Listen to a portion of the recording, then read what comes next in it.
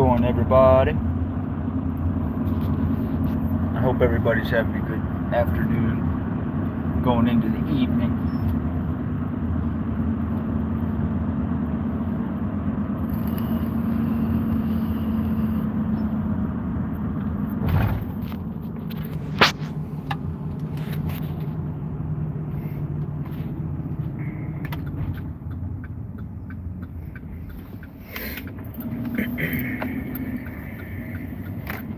What's up, Pac?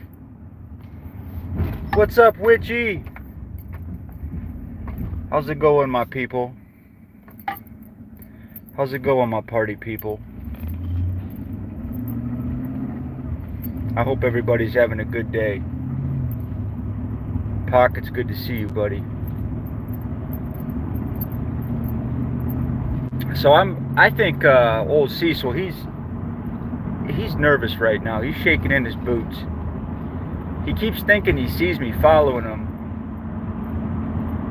It's freaking hilarious. He keeps thinking that there's people fucking with him that are driving behind him.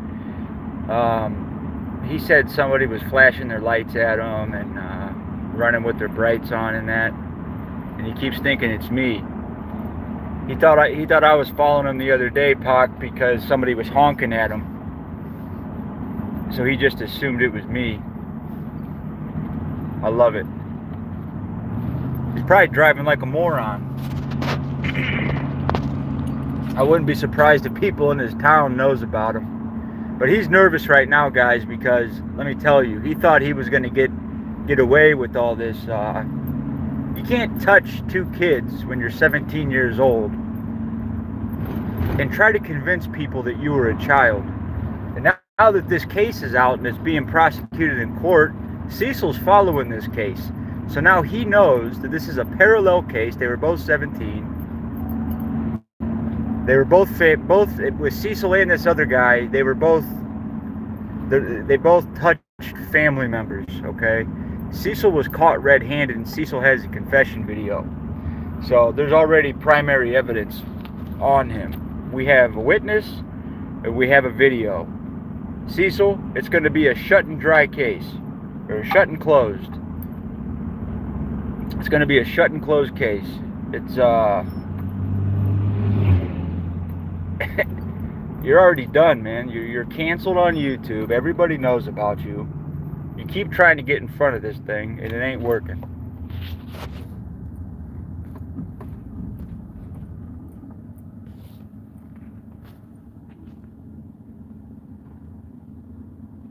I think that would be awesome.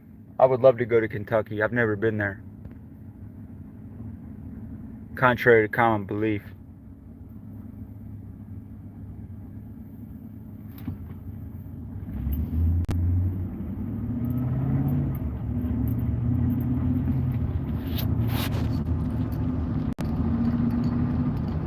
Cecil, I know you're probably in here watching. Why don't you come in and talk? I would love to hit Bobby Mackey's.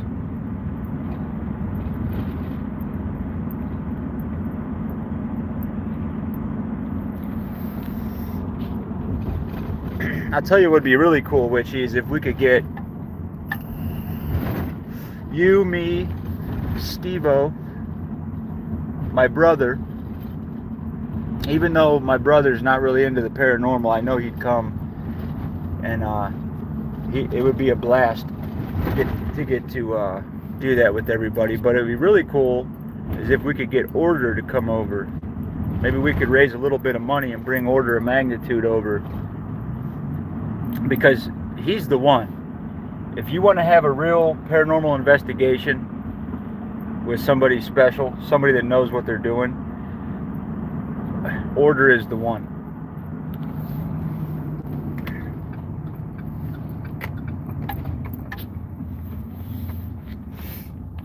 Have you gone, Witchy, have you gone on any investigations lately?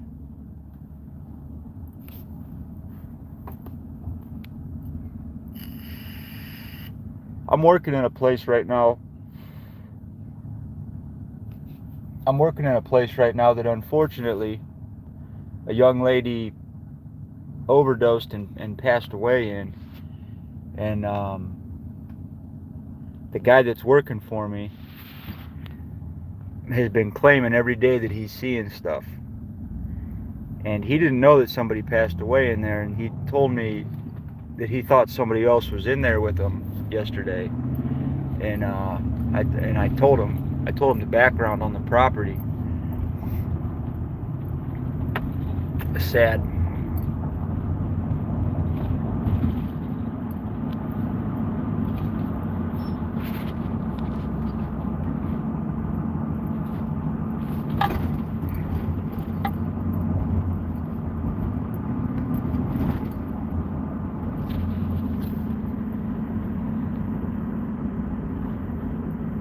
You know how it's easier to get a case brought to court or to get a judge to listen to a case if there's other similar cases that have been tried and prosecuted. So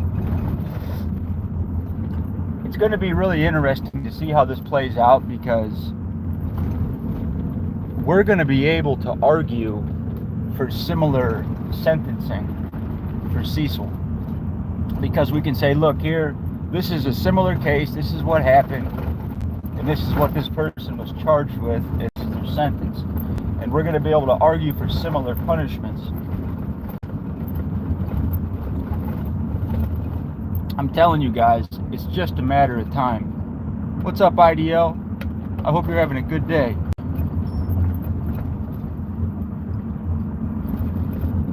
Let me read that. Went to Ohio State. Oh, nice. I've been there. I will. That'd be awesome. I've actually been to the Ohio State Reformatory. That's really cool. Did you do an overnight stay?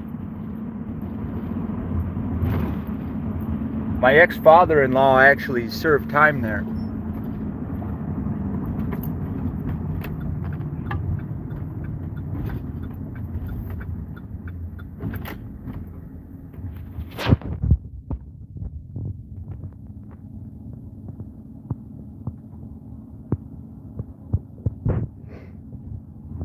That's awesome. When I went there, it was a Halloween one year. It was a long time ago. Well, two things. I went there, and then the paranormal team I investigated with went there, and they actually did an episode. They filmed an episode of the TV show that I was a part of for a short while at the Ohio State Reformatory. But then I went back later a few years ago just for fun, and but it was during Halloween time, and they had they were giving tours through there, but I really didn't like it because they had people dressed up as like monsters and ghosts, and they turned it into like a haunted house, and it honestly ruined it because I don't know. It just didn't feel right. I mean, that place has its own energy to it.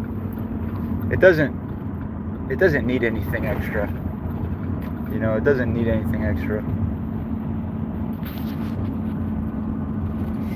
Probably my favorite prison I've ever been to was West Virginia State Pen. That was a wild prison.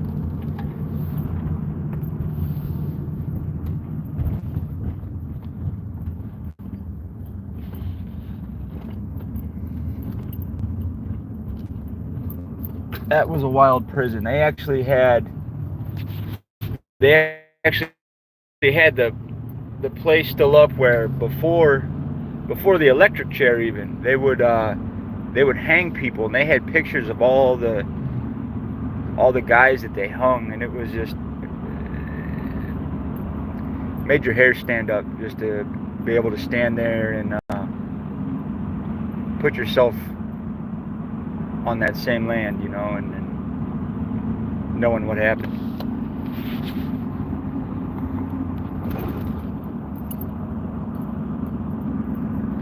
Yes, it is oppressive in there. think my favorite places I've investigated in the past have been probably my top favorite location, and it was with that paranormal team again, and it was this person claimed that they were seeing like shadows in the woods, and it sounded really far-fetched when we took the call, but they were afraid, like, and their dog would just start barking at the woods. But these people had bonfires behind their house all the time, and they said they always felt like they were being watched. And so we did two phone interviews with them, and then we went out there to do a site survey. And when we did a site survey, we kind of would get to talk to the people that wanted our services, get a good feel for them, because 9 times out of 10 the phenomena can be explained with non-paranormal explanations. But after we did the site survey, and it was an interesting location, lots of woods. It butted up next to a national like forest, and so there was like acres and acres and acres of just woods back there. But what we ended up doing because of that, after we went home, we actually did some research on that land there, and what we found out was right behind their house was an Indian burial mound. And so we went back and investigated this location. We set up like 6 different static cameras all around this Indian burial mound. And basically what we found out was this people's house and a lot of the street was all set directly on top of an ancient Indian cemetery, Native American burial ground. And we stayed the whole night out there. We got there like 7 p.m. and we stayed till the sun came up. And that was super interesting. That was that was probably my favorite location I ever went to. It was a big mound, and it just looked like a hill. But after we did more research on it, found out like actually a long time ago they actually took like artifacts out of the hill. Even it was really grown up, and like I guess over time a farmer owned that property, and you know, and there was trees that had grown up on it. But it's actually like, as it is today, it's a protected site. We actually had to get permission to even go on the property. We had to get permission from the township. But that was cool. That was cool.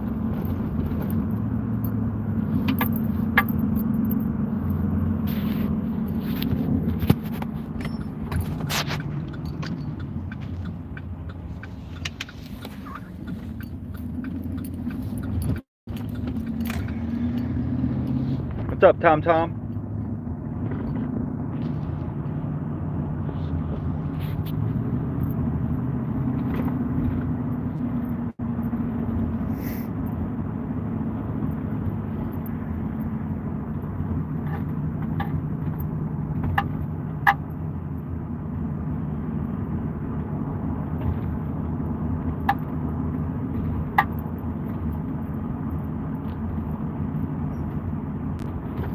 Oh my gosh, guys, I'm getting behind.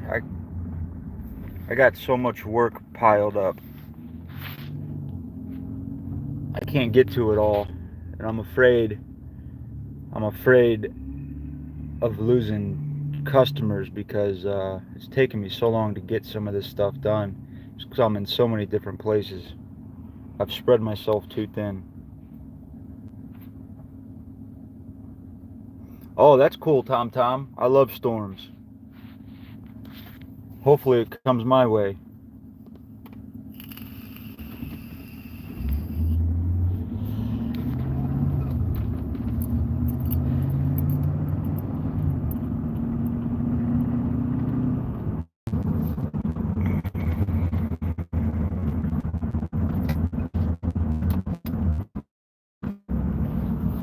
yeah, guys, I feel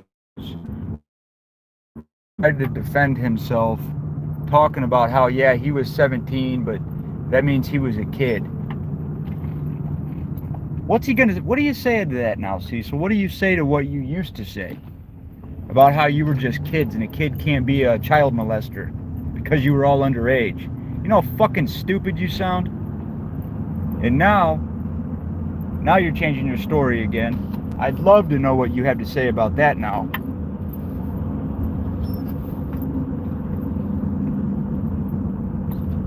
Cecil, you know I'm jumping all over this. And to be honest with you, I wouldn't even have known about this if it wasn't for you. But you can't stop talking about these kid cases. You just can't help yourself. Your guilty conscience won't let you.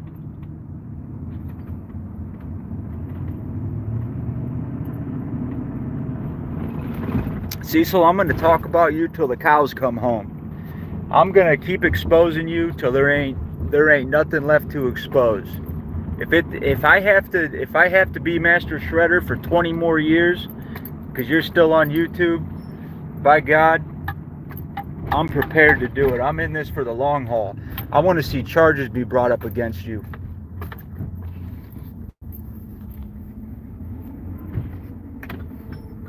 Cecil, I have patience like you have never seen anyone in your whole life.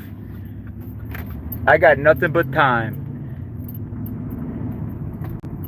I'm the most patient person, Cecil. I am the worst one that you could ever get on this side of you. Because I'm in no hurry. And I will wait, and I will wait, and I will wait until the right piece of evidence comes forward.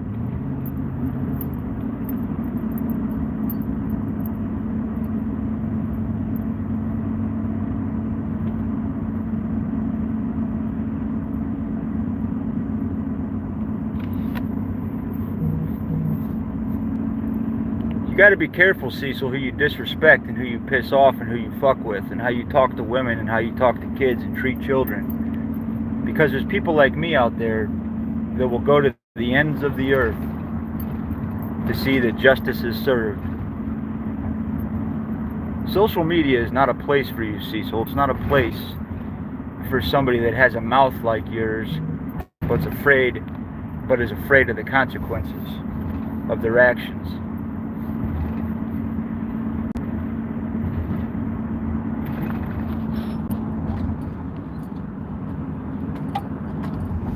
Exactly, IDL. It happens every day. I've seen cases where 16-year-olds get charged as an adult. You're exactly right.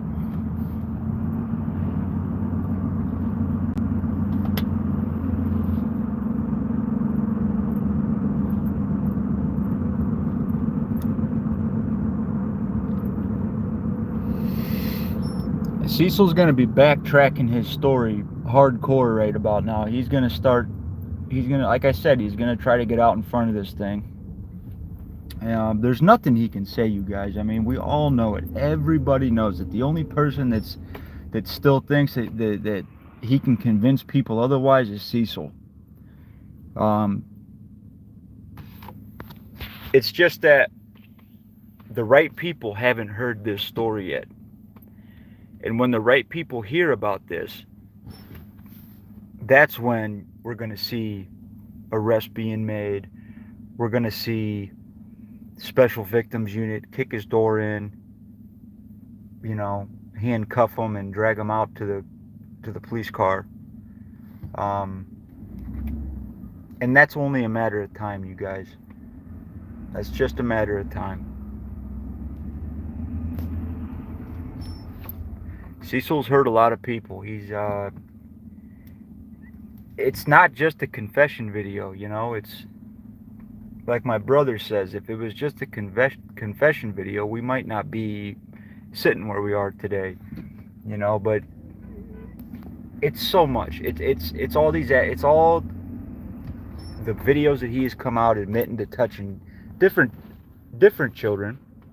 It's how he's talked to numerous other kids.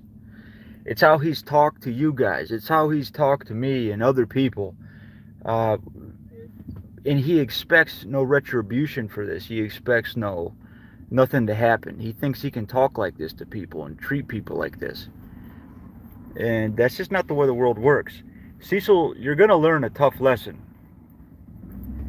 This is going to be the biggest learning experience of your whole life. It's going to be hard for you, because it always is. It's hard for people that can't be honest. And you can't be honest. You won't be honest.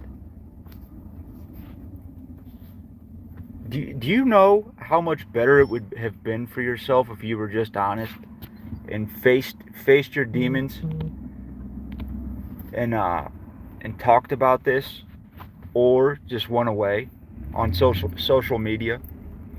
Social media is not a place for you, dude. It is not a place for you. I don't know why you want to be here so bad.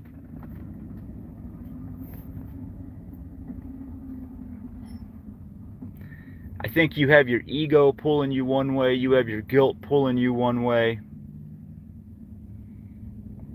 your mouth's pulling you another way.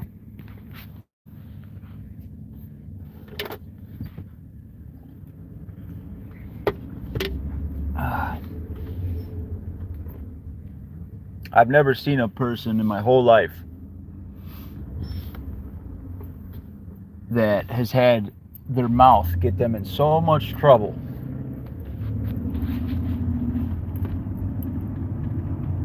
That'd be a good nickname for Cecil, Mouth.